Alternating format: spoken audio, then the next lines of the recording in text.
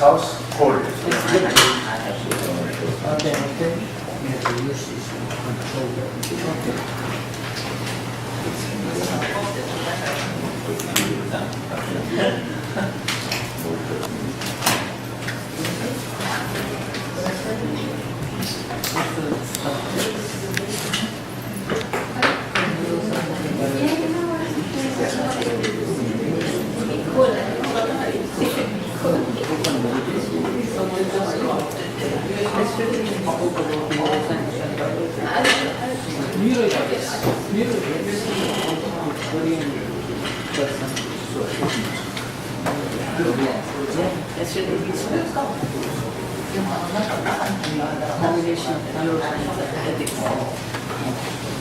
Thank you for having me, and thank you all the organizers. I'm from Korea.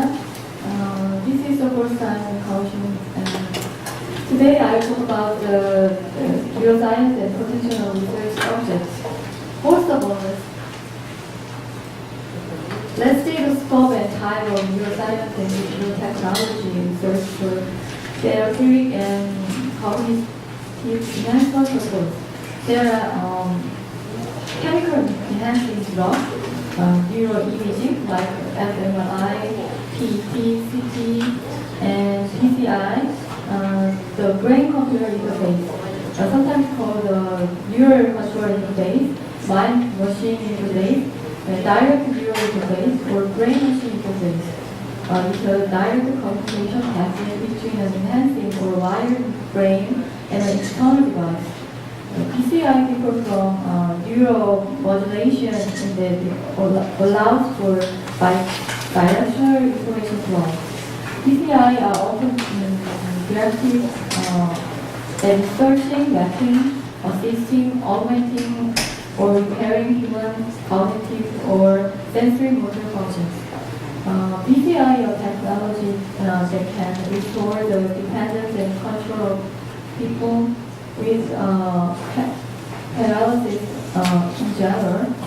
PCI technology that has been pilot tested in small-scale clinical trials for people with variety paralysis, and is an instrument that enables communication without motion. And PCI depends on script user activity pattern with another device that connects with the command in our mind.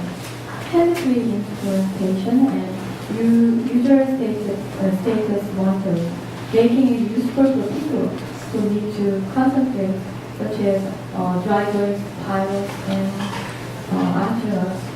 It is also possible to manipulate characters in the game through a headset or in combination with artificial intelligence technology to remotely control a machine.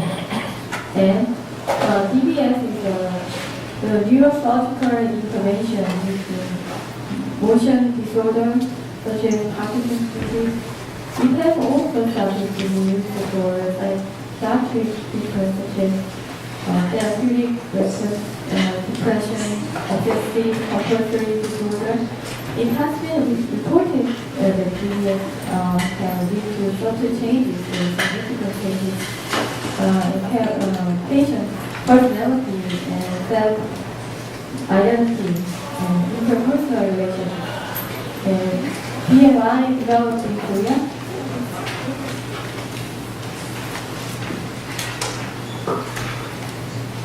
Nowadays, developing a handheld robot that moves by EEG, mobile arm development, technology to read the mind of the consumer, brain rate measurement, and training tools that help to relax the concentration and tension by measuring EEG. Because neuroethics technology are not tested for safety fully, and also people's internal identity and consciousness and can be applied to patients, with paralysis with cognitive impairment, ethic framework and concern of bioethics can be classified as safety, concern, and justice. Internal guideline, I think, about ethics framework surrounding research subjects are Universal Declaration of Bioethics and Human Rights, or UNESCO, and Declaration of Helsinki. The Declaration of UNESCO is the basic principle of bioethics and a form of regulation in which member states set out the rules to be followed, but do not require ratification of member states and imposing moral obligation on member states. The Declaration of Helsinki describes informed consent and research ethics committees to secure the safety and well-being of research participants.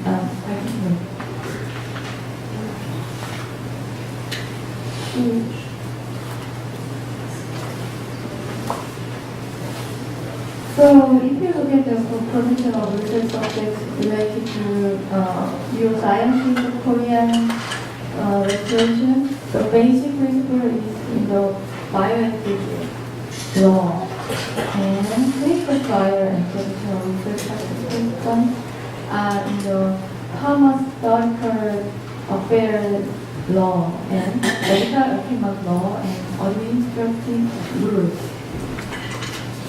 So medical equipment law says the following. Any person who wishes to take a clinical examination shall observe the following values. Clinical trials should be conducted at designated clinical laboratories. Those who are accepted in the collective facilities like prisons shall not be selected as a subject for clinical trial.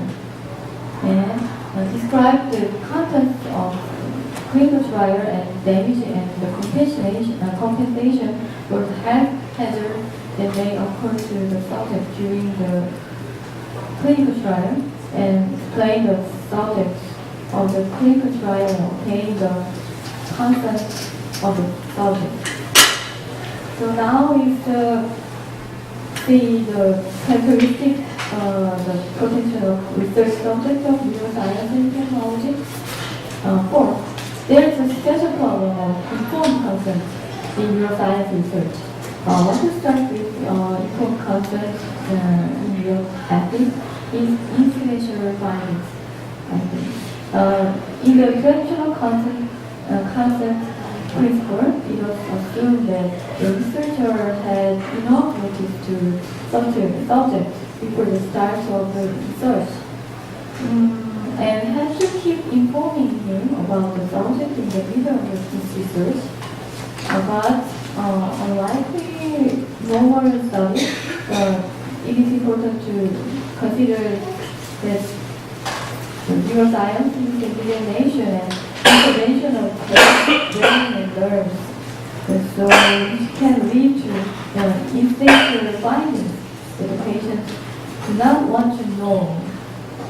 Therefore, it is necessary to conform to the subject before starting research whether he or she wants to inform, and on his time finding is discovered. It can be expressed as a parent's right not to know. And however, in the clinical manner, can have a significant impact on life. The patient can be informed no matter how he or she does want to know, does not want to know. Further consideration in relation to the informed consent is the need to consider the issues of agency consent related to the exercise property rights. That is the consent of the vulnerable to those who are unable to voluntarily consent. The research participants who undergo intervention using novel technologies present the most immediate contact to apply to active framework. Care does not only amount to managing safe intervention, it also entails promoting patients and participants' autonomy and protecting them from psychological and social harm, minimizing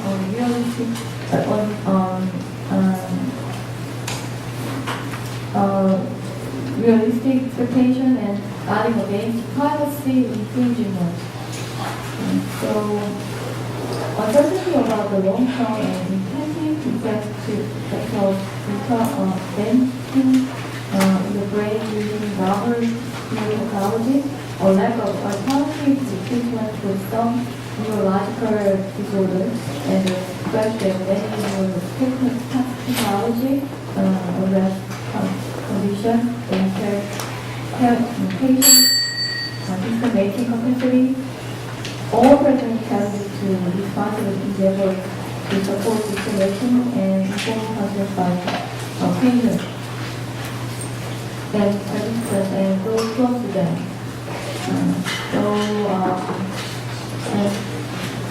Data concerning brain function and neurological tasks collected by devices, such as those delivering DBS or ECI, may be sensitive and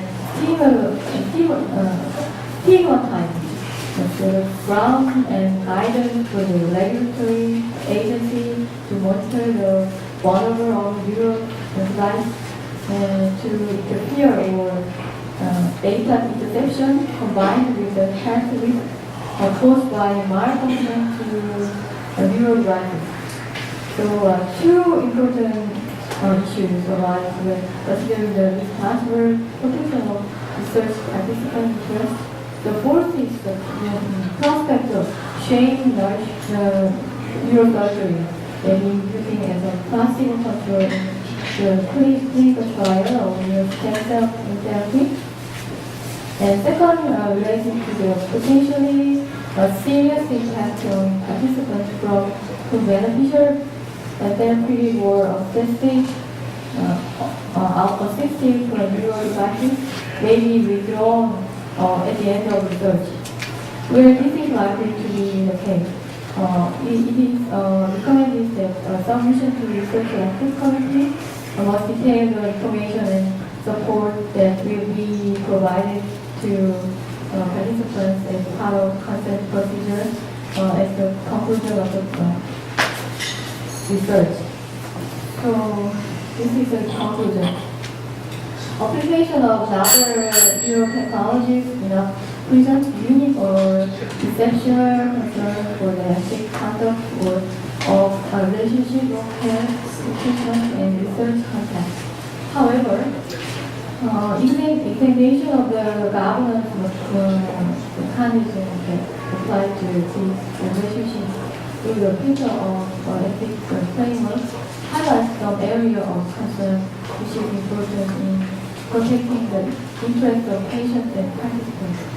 These include the limit of legally required consent procedure and the assessment of parents' best interests in the light of the limits of common knowledge of efficacy and risks, which is particularly pressing in relation to delegated decision-making, determination, or when experimental treatment is justified, when few other options are available, and shame neurosurgery. There is also a need for greater attention to harm beyond impact on physical health, including impact on wider well-being, and privacy and autonomy. Thank you so much.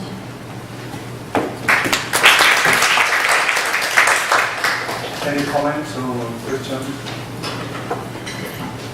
No? Okay. Thank you very much for your presentation. Next speaker is Dr. Naoto Kawahara from Kyushu University Hospital, Japan.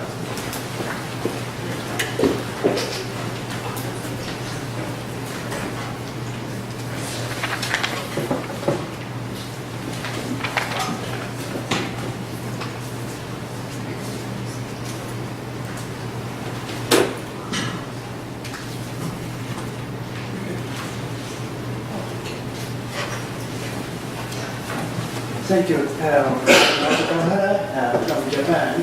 I usually manage IRB or ethics committee in Kyushu University Hospital. This is today's outline of number one, introduction of our institution, and number two, policy presentation, and number three, currently Japanese regulation framework, and number four, investigation. This is our report of investigation on status of response to new Japanese regulation in medical field, and conclusion. Well, firstly, I mentioned the introduction of our institution. This is the Center for Clinical and Translational Research of the Kyushu University. This is National University in Japan. And the CCTR, which is Center for Clinical and Translational Research, is an organization and containing MCTC, non-clinical trial unit, safety inspection unit, data center, monitoring unit, and ethics unit, and industry academic collaboration unit, where medical doctors, pharmacists, and CRC, which is clinical research coordinators, work together over many fields. These specialists work within and outside the university to form a consistent support system, which includes searching for seeds of innovation beginning of investigating initiated clinical trial and licensing out to industry venture. Number two, this is background of this presentation. Japanese regulation and ethical framework for medical and health research involving human subjects have become more complicated.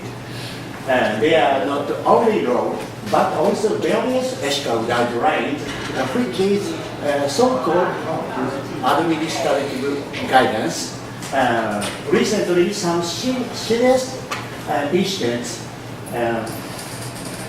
which is academic scandal of research misconduct related to the establishment of the Clinical Trial Act.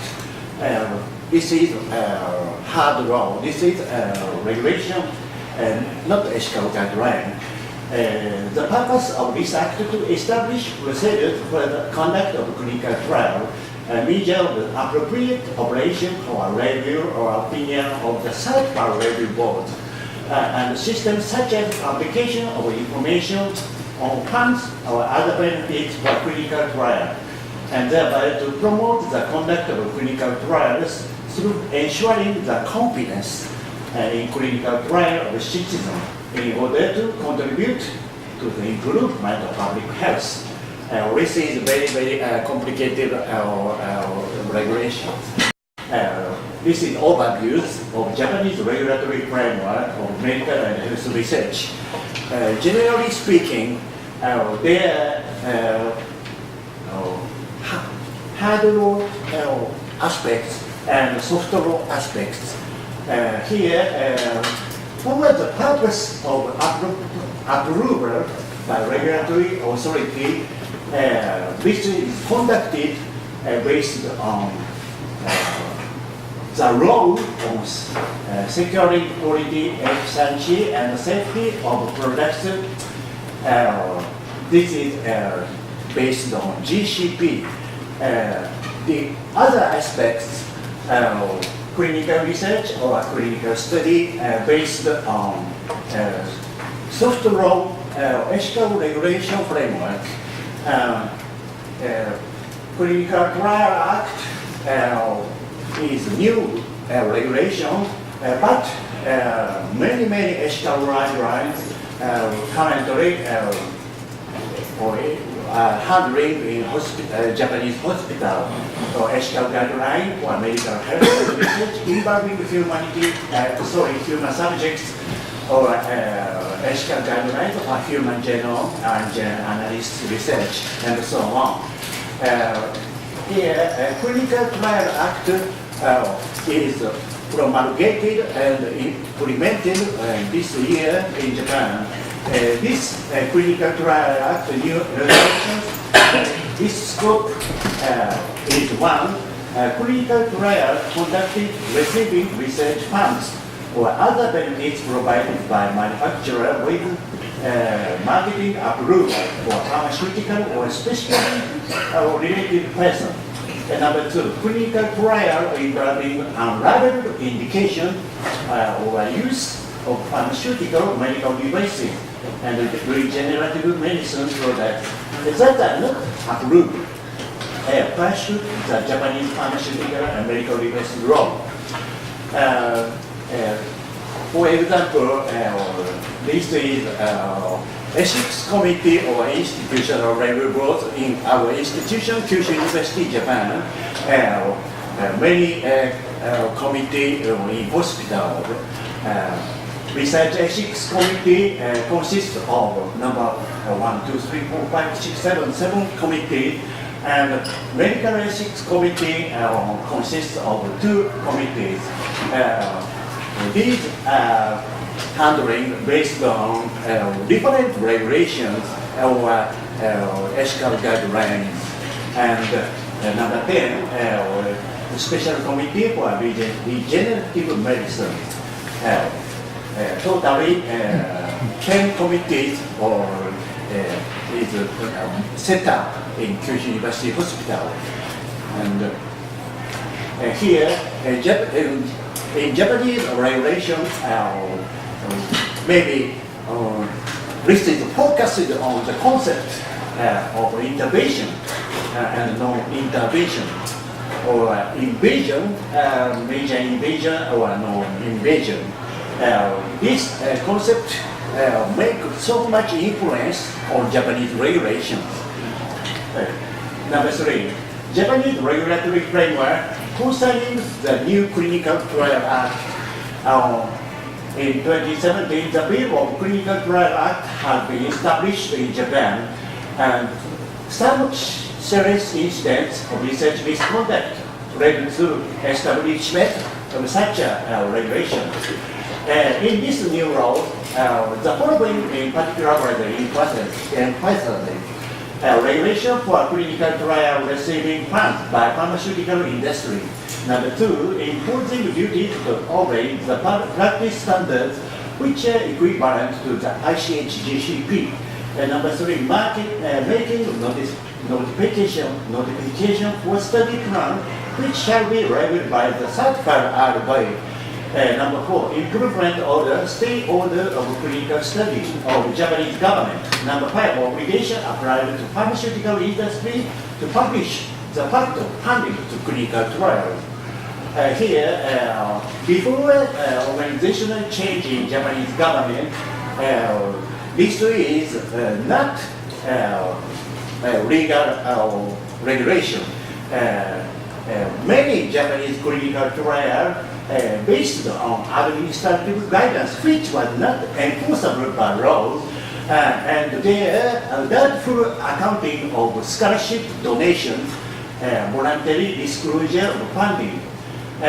So their data classification, COI management is sufficient. After organizational change in Japanese government,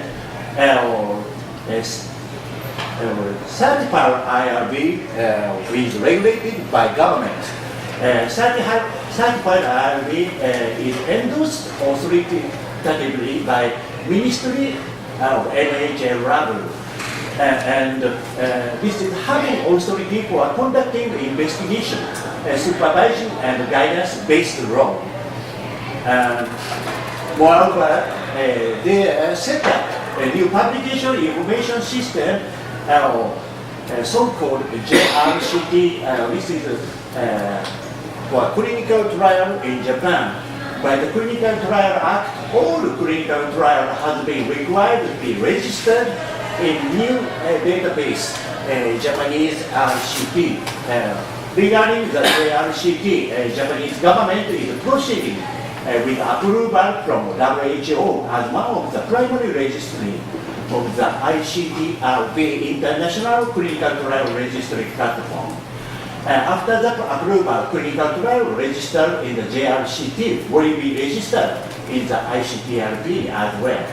Now, we examine current ethics committee initiate our RRB system for future implementation of robust, transparent administration of clinical research and clinical trial, both in Japan and abroad. That we make a proposal contributing to medical policy making in the near future. Then we overview current framework of ethics committee or RRB in Japanese ethics clinical research and trial. Moreover, we consider and discuss how to manage a central RRB framework based on United criteria. Important issues, improvement of RRB EC. Number two, efficient system to accumulate, scrutinize, and manage adverse events in clinical trial. Pursuit of quality control or quality assurance of medical research. And this is Japanese Clinical Trial Act and the Japanese ethical guidelines. Almost observational study is based on ethical guidelines. Otherwise, almost inpatient clinical study based on Japanese Clinical Trial Act from this year. Finally, this is report of investigation or status of response to the Clinical Trial Act. Now, we investigate in the status of response to the new regulation. And about 9,750 clinical trials currently being implemented in Japan. Now, in this trial, specified clinical trials corresponding to new regulation number is about 785, which might continue in next year and become object for the transitional measure of new regulation. But we guess the many clinical trials are not yet prepared for the transitional measures, including review by certified IRB based new regulation. We also maybe so busy in this year, and this is conclusion. We stand at crossroad of research ethics related to international harmonization of various regulation ethical framework. It's required to accumulate case of solution in order to ensure consistency of ethical and scientific value judgment, and we pay attention to scientific social aspects. Of course, we continue to consider such issues based on our safety, variety, and well-being of trial subjects. And finally, I emphasize the concept of collaborative clinical research. It will be Asian countries, this might increase more and more.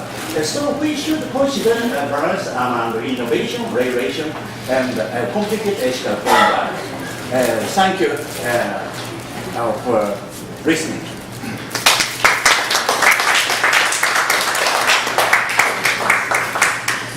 Any comments or questions? 1 minute. Yeah. Thank you very much for the interesting insight.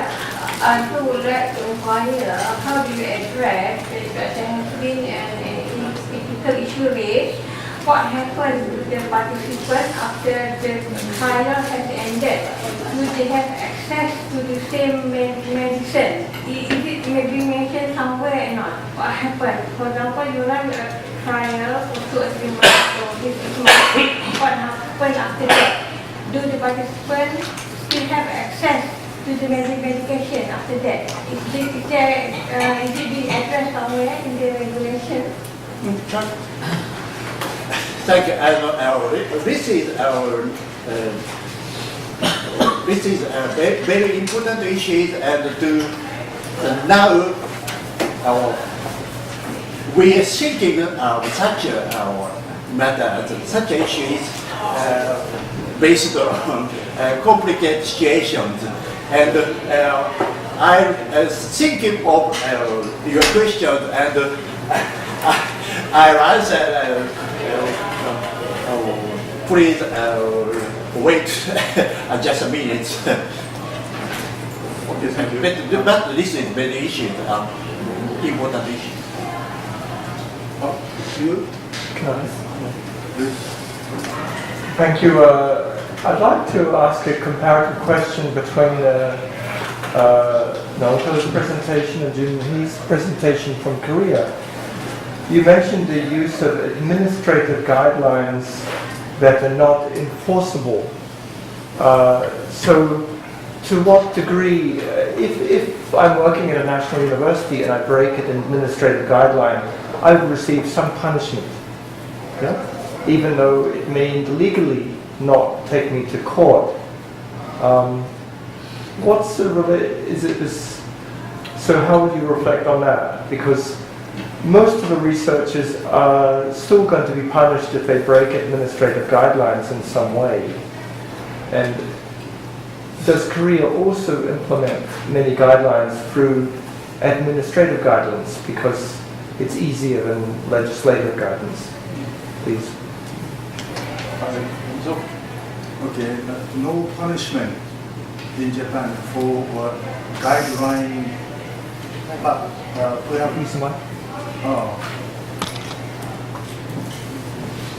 guidelines has almost no power but in reality, Ministry of Health is strong.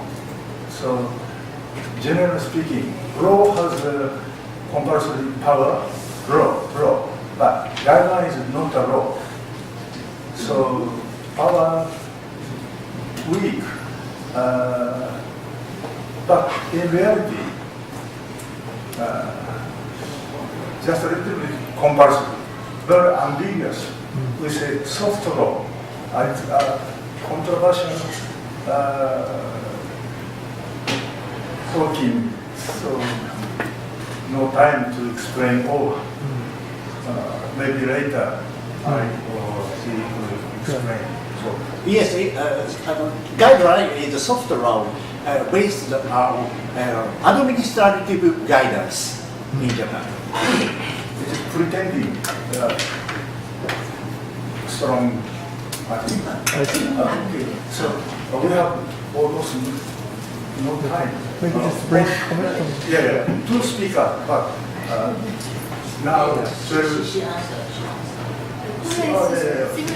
Similar situation with Japan, I think. Mike.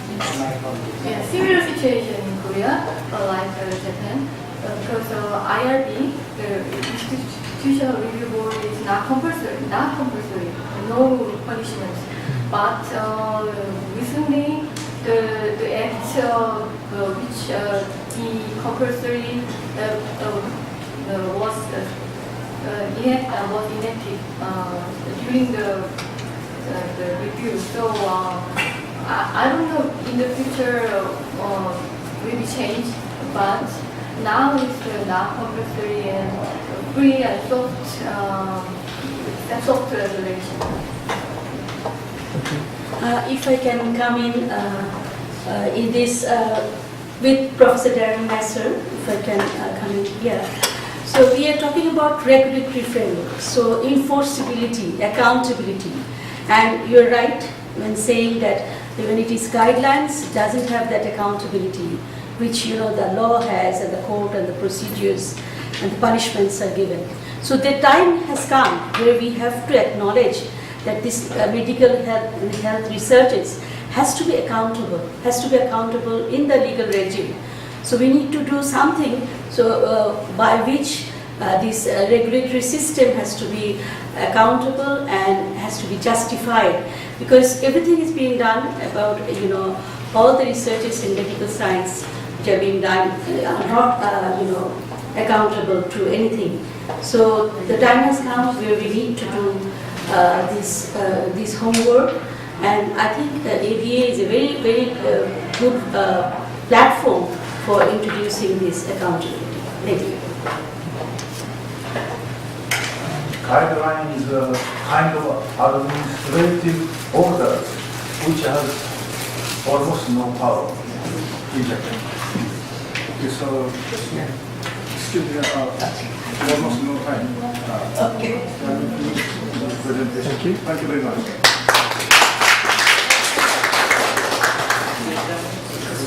Next speaker is Dr. Neil Chu. Sorry. Christian Hospital, Iowa.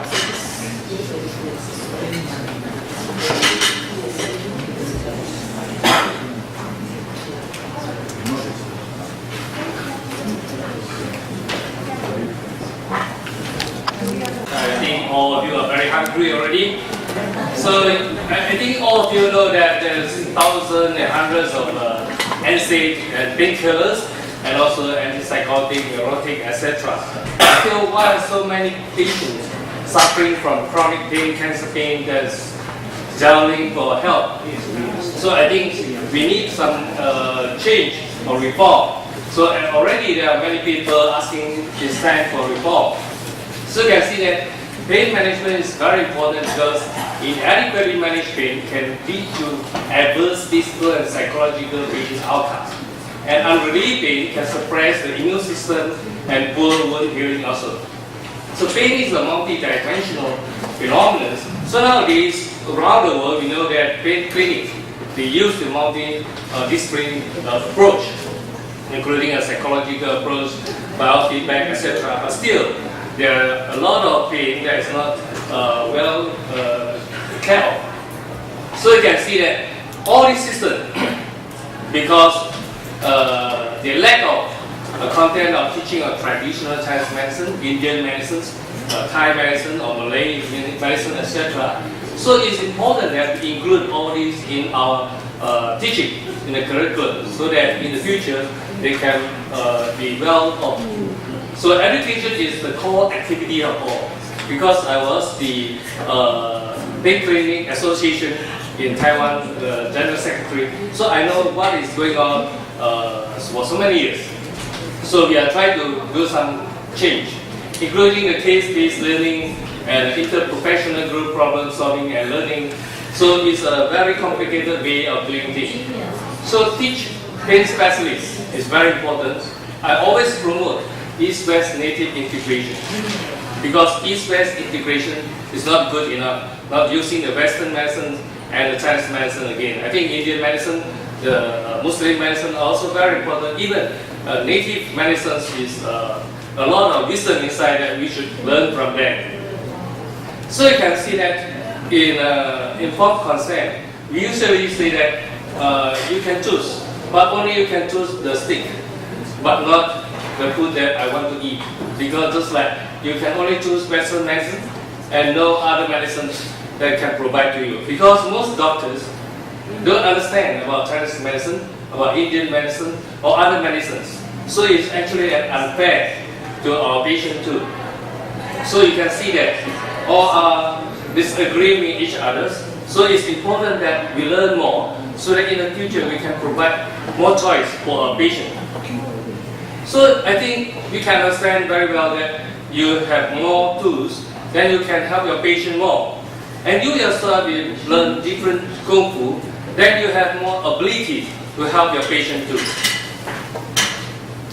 So like the chess, we know that different rules ask you to how to play different chess, but you know that there are so many different chess, even the Malay chess also. So our body is just like a chessboard. You don't care what kind of Western medicine or Chinese medicine, etc. you are doing. The important is that you take care of the chessboard itself. So it's what is said but like this: begin with the patient, continue with the patient, and end with the patient. So it's much more important to know that what sort of patient has the disease and what sort of disease the patient has. It's just like the chessboards and the rules that you are using. So just like you're hungry now. So hungry is a disease, it's a food. The food that is curing the disease. But afterwards, maybe you have different choice. But in Western medicine, we only have a stick to have. But Japanese love the uncooked one. I was born in Malaysia, I like the curry. So we have our own choice. So it is important of East-West native integration. So usually when you have low back pain, you go to see doctors, you have x-ray, if not then you have CT MRI, only looking at the bone and nerve some of the time. But you are not looking as what you say a holistic care. You never see a whole person. That's incorrect. So East-West native integration is the real global future medicines. For example, the Thai Buddhism, our Indian friend in Malaysia, they love doing this, and also the Chinese. So you don't prescribe the NSAID for that, it's not necessary. So, and also not needed. So non-pharmacological therapy, including the East-West native integrated medicine and multidisciplinary approach, should be teach to our pain specialists. You see, the acute pain and chronic pain is different. In acute pain after operation, because I'm an anesthesiologist myself, we will prescribe the morphine for the patient. It's good. But for chronic pain, when you prescribe morphine, just like United States now, they have induced a lot of these drug abuse, addiction. So you are getting a lot of problems. In Taiwan also, because I am responsible to take care of those who are already addicted, because the doctors keep on prescribing morphine for them.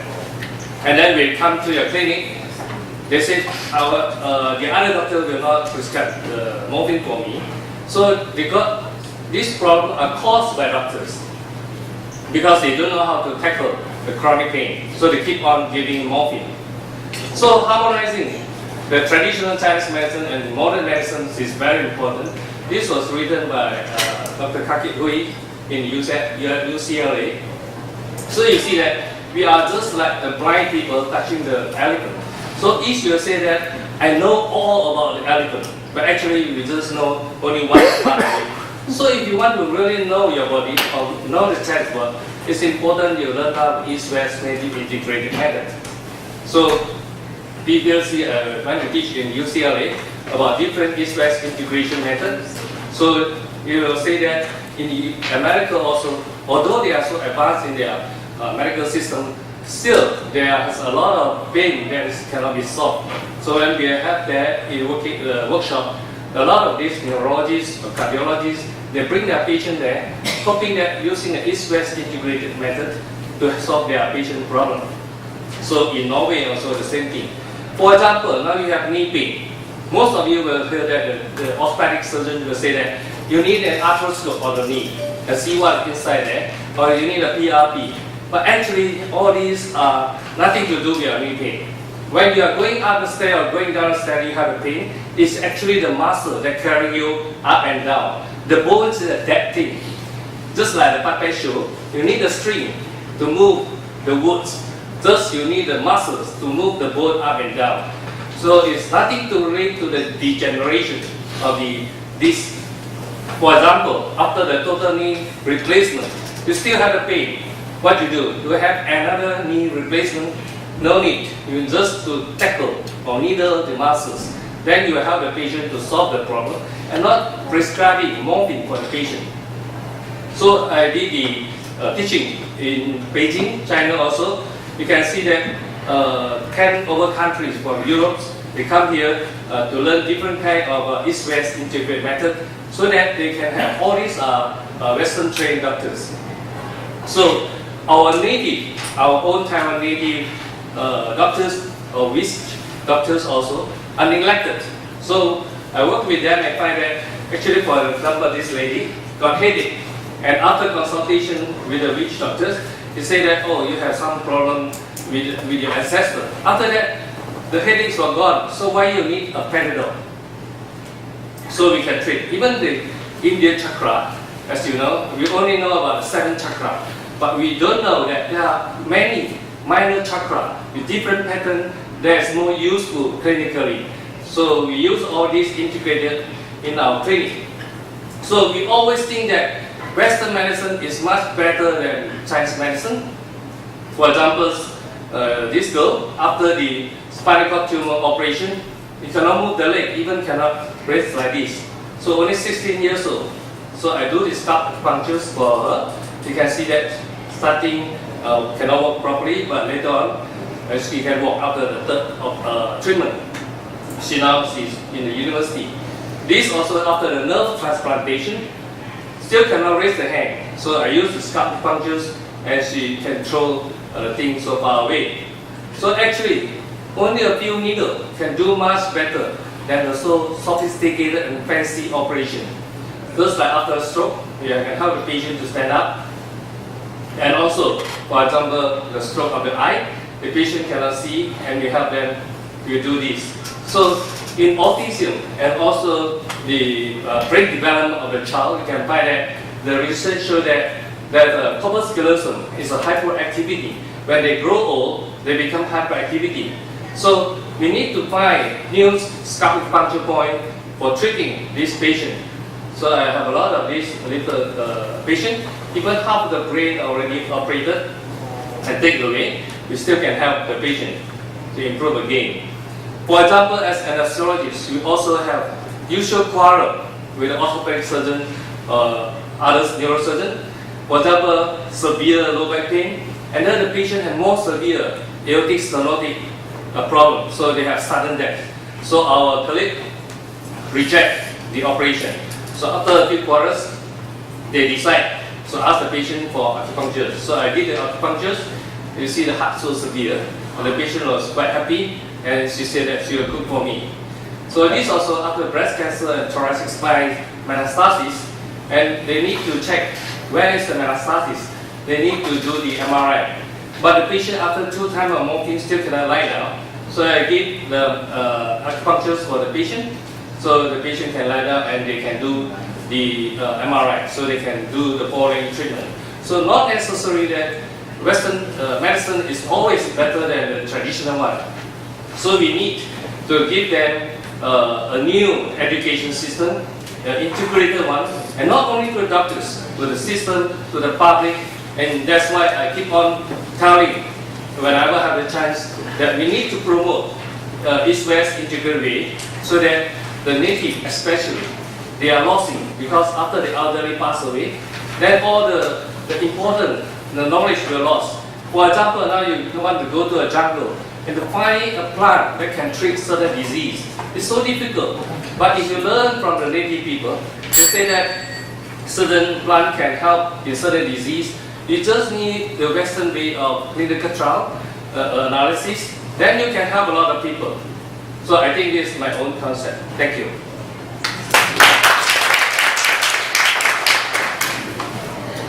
Any questions or comments? Already now 12:35. One more presenter. Okay, no question? Okay. Thank you very much.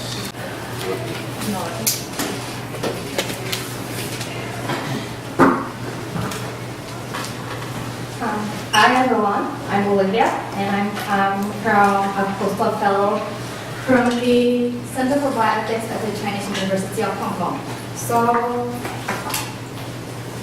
So in this presentation, I'm gonna to explore the how obstetric providers by ethical reasoning in navigating their roles in the rise of reproductive technology. So I wanted to present my empirical findings based on my research project. So before that, I'm gonna present you a lab techniques background, like what is the technology about. So this technology is erased because of in 1997, one of our faculty members discovered that during the pregnancy, the baby in the worm that will circulate their DNA into the maternal bloodstream. So by taking one blood test, we are able to retrieve the baby DNA in the mother blood. So by this sequencing technology, we are able to detect the fetal conditions.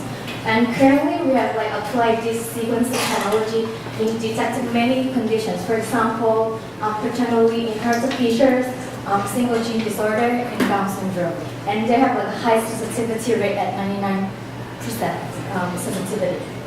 So the technology that I focused in this presentation is called prenatal whole genome sequencing, abbreviated as PWGS.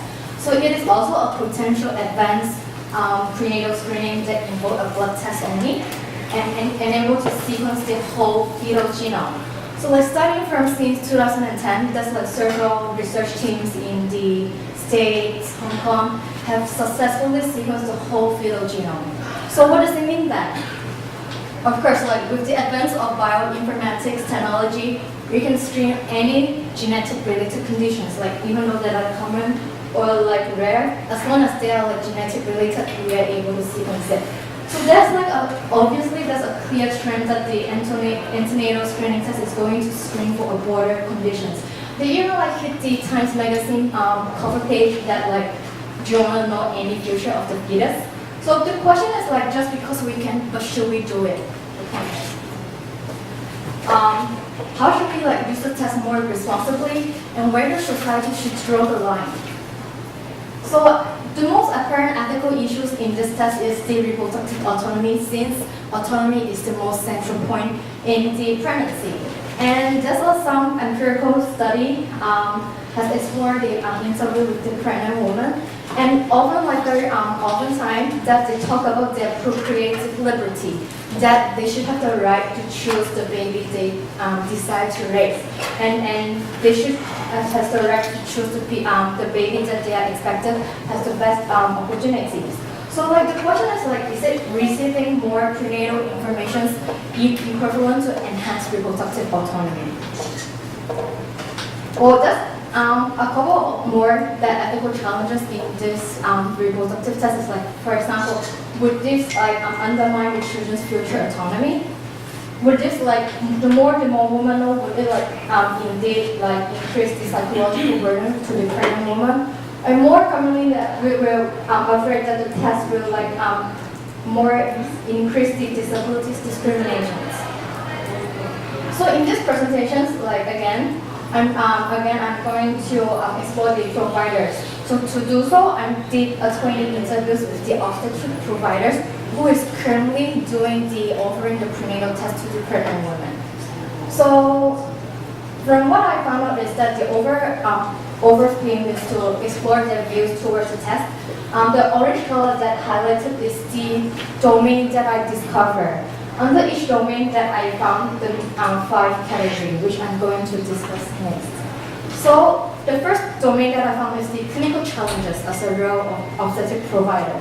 So I think that like the common recurrent themes that emerge in the interview is that should we openly detect any fetal conditions when it is technically feasible?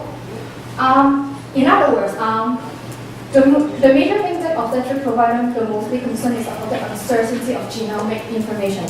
Since the genotype is not equivalent to the phenotype traits, so because of the limited scientific understanding, so the disclosure of possible conditions may not lead to any meaningful reproductive decisions. And the second one is because since we cannot give a full picture of the genetic information, so it is infeasible to do the infant consent procedures, which means they might not have sufficient genetic counseling, which is another clinical challenges. And lastly, there's one particular interview saying that, so after taking these predictive prenatal screening tests, what's the point? You know it. So one of the most implications is that people may just terminate the pregnancy. So as a provider, the questions to the meaningful of the pregnant genetic test when there's a lack of therapeutic interventions. That's no follow-up other than the terminations. And the second point is the ethical challenges. So apparently, doctors worry the genetic test will cause a lot of maternal anxiety and leads to the selective or termination of pregnancy. Because it is hard to monitor the proper use of genomic interventions. I'm concerned that this test will manifest the social pressure for a woman. I want to get a healthy child. If I do not terminate this baby, it would be considered as an irresponsible parent. But it is not a desire to think so. And secondly, and the most commonly related genetic test is the worry about the genetic stigmatizations. Are we begin to stigmatize people starting from their genetic makeup? One of the obstetricians again over here, he said I think I have the responsibility telling mothers potential disease and unborn might have, but not to wanting them to abort the baby. I oppose knowing everything. I would describe this information as toxic because it may give rise to anxiety. So in summary, I found two things. Firstly, the doctors in the video want to be neutral in the consultation with pregnant woman. But at the same time, he is like limited since it is unable to give a whole picture of genetic counseling. At the same time, the ethical challenges is like how he could like monitor and help the pregnant woman negotiate with the distress and stigma. So what is the implications in the medical settings? Firstly, maybe infant consent and choice.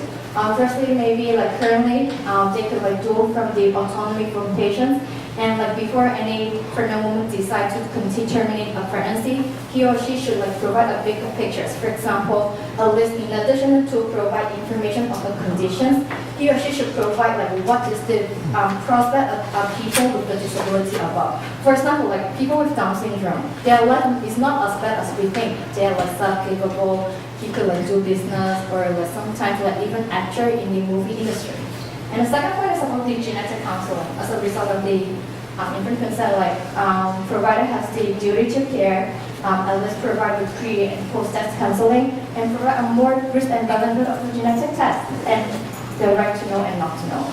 So this is my end of presentations, and I welcome any questions. Thank you.